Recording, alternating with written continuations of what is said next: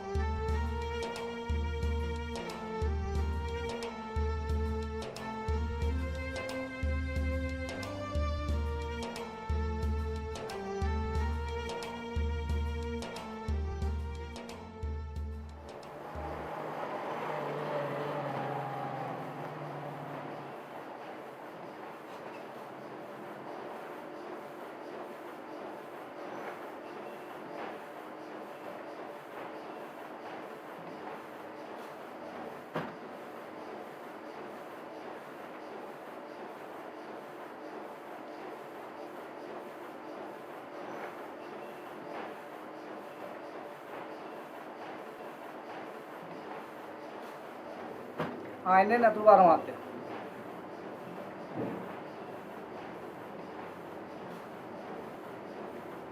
ඉඳගන්න මත. කොහොමද?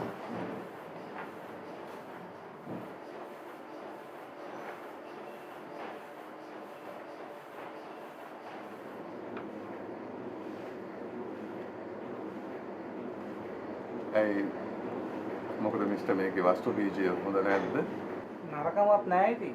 ඒ වුණාට අද කාලේ පරපුරට දෙන්න ඕනේ අද කාලේ අය ඉල්ලන විදියටනේ. එතකොට තමයි අලවිය වැඩි.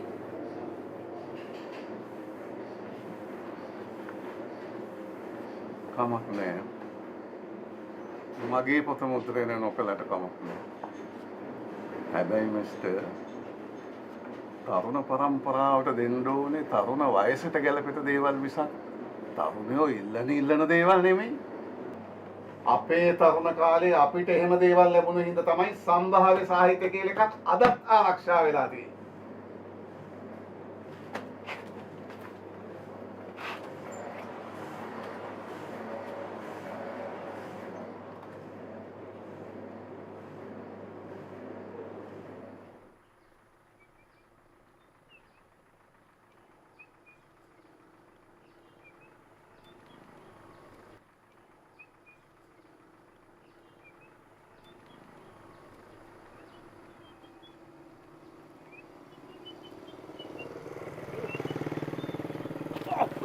කොහෙද මං යන්නේ?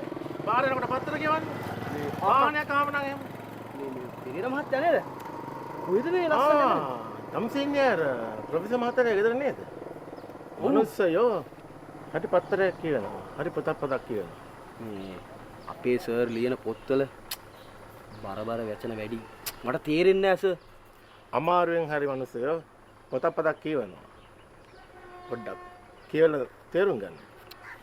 මේකනේ සර් මේ පත්තරේ රුපියල් 25යි.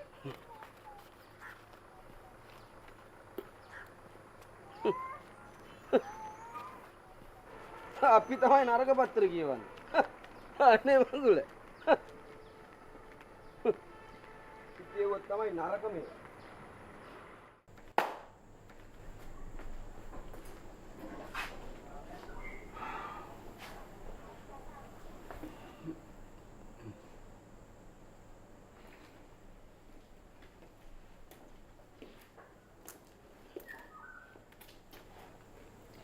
හරි ලස්සනයි අතු.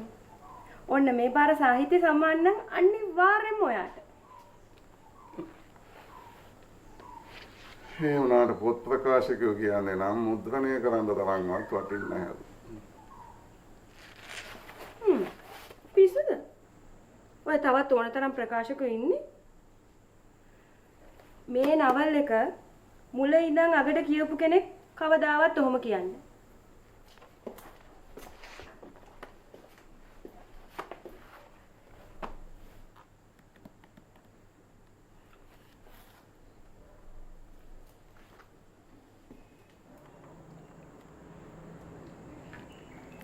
ඒක නෙවෙයි. මේ නවකතාවේ අවසානයට වගේ ඔය මාව දාලා යනවා. මම ඒ වගේ ওই ප්‍රශ්නේ අහන්න ඕන. මොකද මං දැන් වයසක මිනිහෙක් නේද?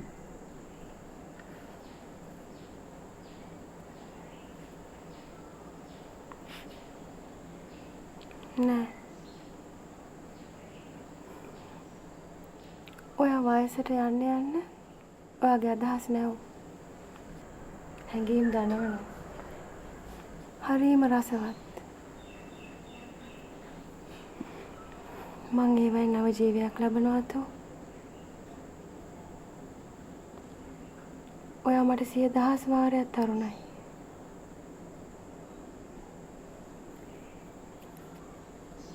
ඔයා තවත් ලියන්න. මං හැමදාම ඔයා ළඟ ඉන්නවා. තව ලියන්න ඉස්සෙල්ලා ලියපු එක එලි දක්ව ගන්න එපා යානු.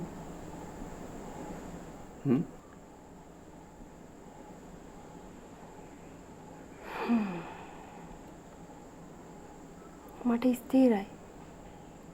අපි ඔක තවත් ප්‍රකාශකයෙකුට දීලා බලමු.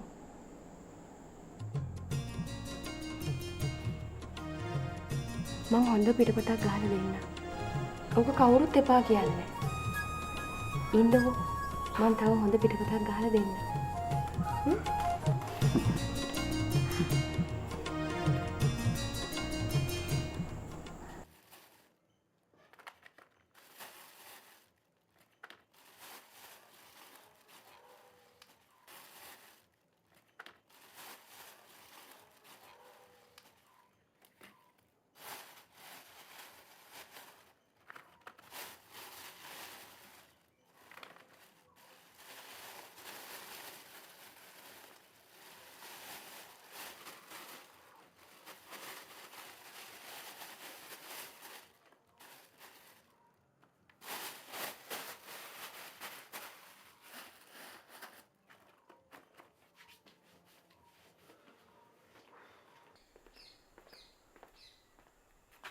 ජයතු ජයතු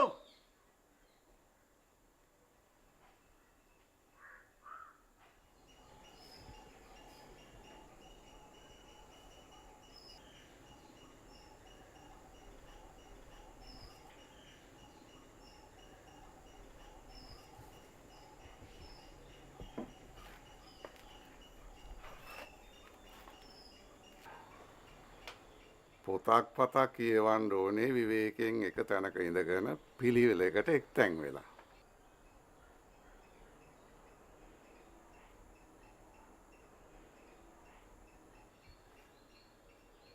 පාරතොට යන එන ගමන් පොත්පත් කියවන සිරිතක් නැහැ නේද?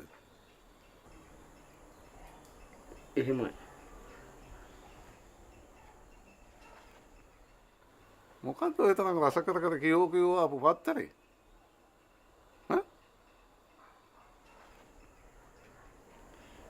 මේ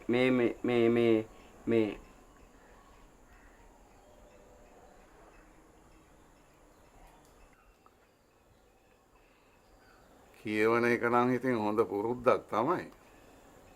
හැබැයි පත්තර කිව්වට ඔය එක જાතියේ මනස්ගත පත්තරක් තියෙනවා. හැබැයි පුතෝ මගේ ගෙදරට එහෙම ඒ පත්තර ගේනව නෙවෙයි ඔන්න. එහෙමයි. තමුන්ට කියවන්න මන් දෙන්නම් හොඳ සංග්‍රහ ටිකක් පත්තර ටිකක්.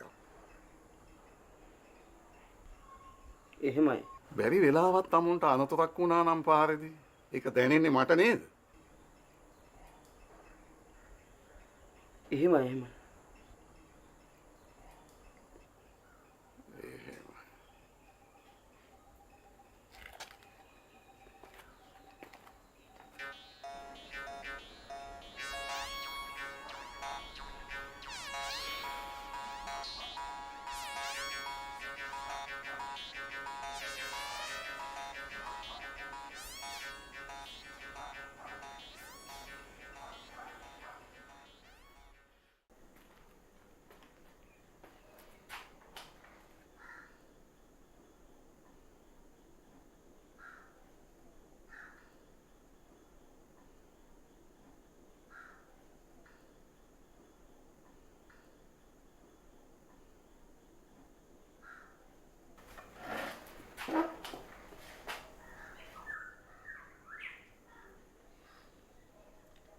විකාර පත්‍ර ජයතු ගෙදරටත් ගේනවා.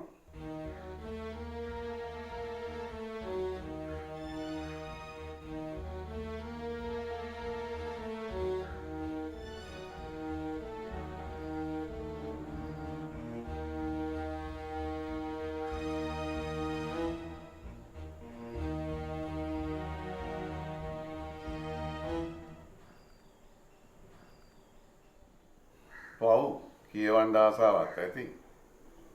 ඔය ගෙදර තියෙන හොඳ පොතක් දෙකක් තෝරලා දෙන්න. නැත්තම් ඔය එක එක විකාර කියවලා ඔළුව අවුල් කරගත්තොත් ලොකු ප්‍රශ්නයක්. නපුරු වයසනේ.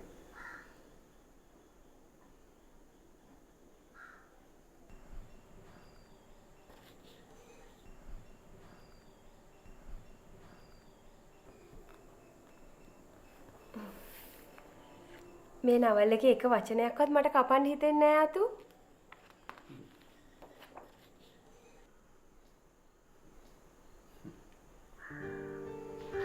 මට තව ලියන්න ලොකු ශක්තියක් තමයි.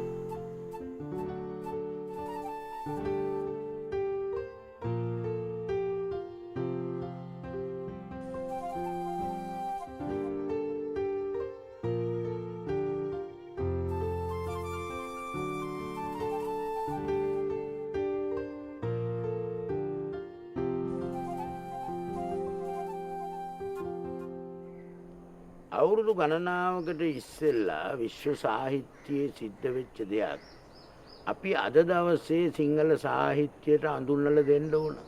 ඒ කිව්වේ මොකද? යථාර්ථවාදය අතික්‍රමණය කිරීම. පෙරදිග පැරණි කතන්දර කලාවේ නම් යථාර්ථවාදය අතික්‍රමණය කරපු ස්වභාවය තියෙනවා දකින්නට. අපේ පැරණි සිංහල සාහිත්‍යය ගත්තත් ජාතක පොතේ නම් යථාර්ථවාදය අතික්‍රමණය කරලා තියෙනවා.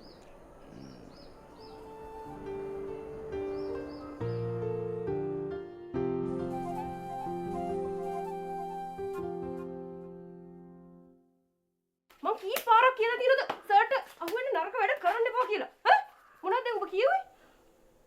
ඒ පාර මොකද්ද ඔය බෝර නාඩුව? දැන් උඹ මොනවා කියවලාද ඔය සර්ට අහුුනේ?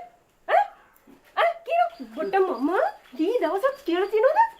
මීට පස්සේ ඔය වගේ දෙයක් ආරංචි වුණොත් සර් නෙමෙයි ගහලා පන්නන්නේ මම. මොනවද අනු මේ කරන්නේ? මං කිව්වේ ඕක කරන්නද?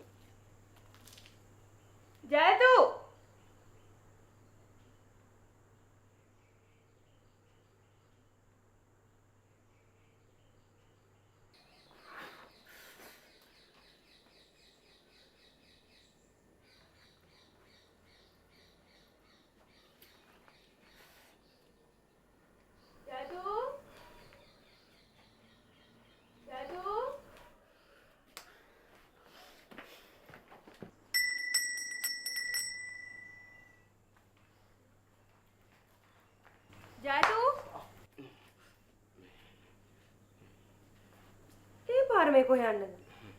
මේ නෝනා ටවුමට යන්න ඕනි කිව්වා අර මොනවද බඩු අයෙක් ගේන්න. මම කිව්වේ හෙට උදේට යන්න කියලා. දැන් යන්න කිව්වේ නෑ. ගිහලා ගේට්ටුව අරපන්.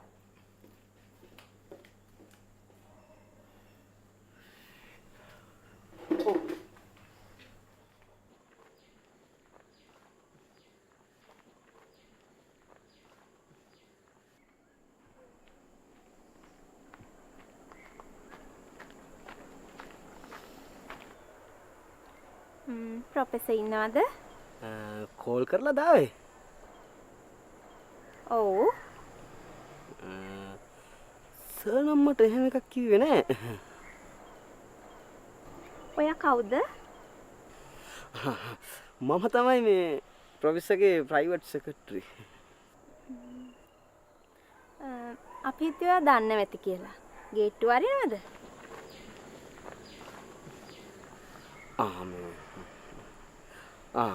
අදට අරින්න.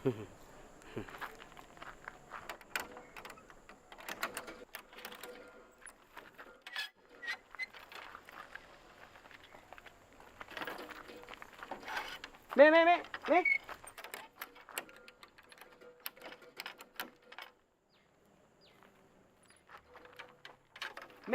ඕ